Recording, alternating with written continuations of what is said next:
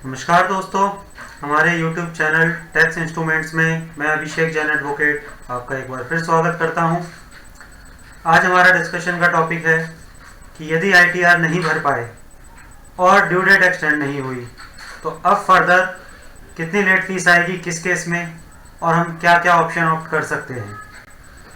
तो आइए बिना वक्त गवाए वीडियो को शुरू करते हैं।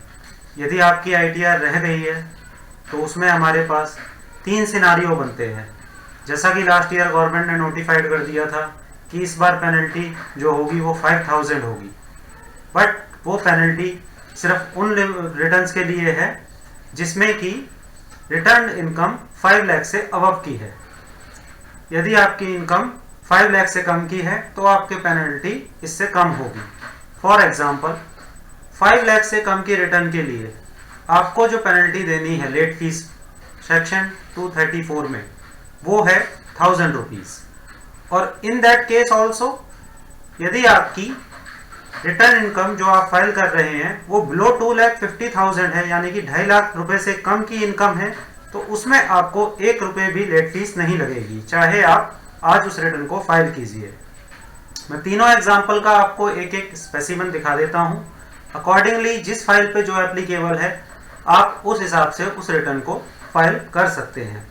फॉर एग्जाम्पल यदि हमारे किसी क्लाइंट की जो रिटर्न इनकम है वो 2.5 लाख से कम की है तो उसमें हमें कोई भी लेट फीस नहीं पे करनी है, बिकॉज ऑफ वो टैक्सेबिलिटी में आया ही नहीं है, तो इसलिए उस पर लेट फीस एप्लीकेबल होती ही नहीं है।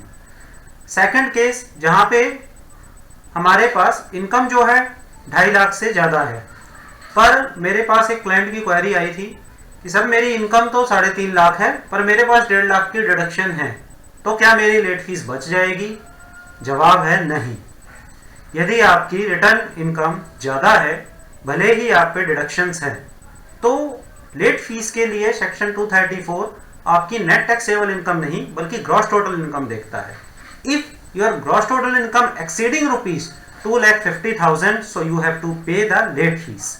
तो यदि आपकी ग्रॉस टोटल इनकम 3.5 लाख रुपए है और आप पे 1.5 लाख की डिडक्शन है, उसके बाद आपकी इनकम 2.5 से कम भी हो जाती है, तो भी आपको 1,000 रुपए की लेट फीस लगती है। फॉर एग्जाम्पल यहाँ पे इनकम 2,55,000 है, 10,000 की मैं LIC लेता हूँ, उसके बाद जो नेट टैक्सेबल इनकम रह जाती है 2,45,000 पर 234F में आपको 1000 रुपीज की लेट फीस इसमें आती है।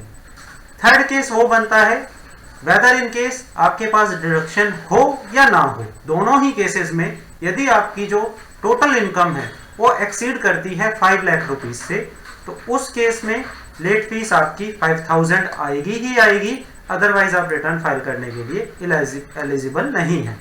For in this case after deduction मेरी नेट टैक्सेबल इनकम जो है 5,10,000 है, तो आप देख सकते हैं जो fee for default in furnishing return of income under section 234F है वो यहाँ पे बढ़ के 1000 रुपए से 5000 रुपए हो जाती है। तो अकॉर्डिंगली अब आप रिटर्न्स को अपनी सबमिट कर सकते हैं जो भी रिटर्न लेट रह गई हैं। और फर्दर वीडियोस के लिए, अपडेट्स के लिए चैनल्स को सब्सक्राइब कीजिए। वीडियो पसंद आई हो तो लाइक फॉरवर्ड जरूर कीजिए। हम कोशिश करते हैं कि छोटी सी छोटी वीडियो में आपको ज़्यादा से ज़्यादा इन्फॉर्मेशन दे पाएँ, इसीलिए मैं पॉइंट टू पॉइंट बात रखता हूँ। और फर्दर टैक्स ऑडिट रिपोर्ट की अभी एक्सटेंशन का कोई अपडेशन नहीं है और उसकी एक्सपेक्टेशन भी वेरी लो है, तो वो अपने ऑडिट्स आप बाय द टाइम कंप्लीट करने की कोशिश में रहिए। वैसे भी जनवरी का मंथ जो है बहुत ही कंजेस्टेड मंथ है, इसमें बहुत सारी ड्यू डेट्स हैं, तो काम करते रहिए, अपना ध्यान रखिए। Have a nice time and stay safe. Bye bye.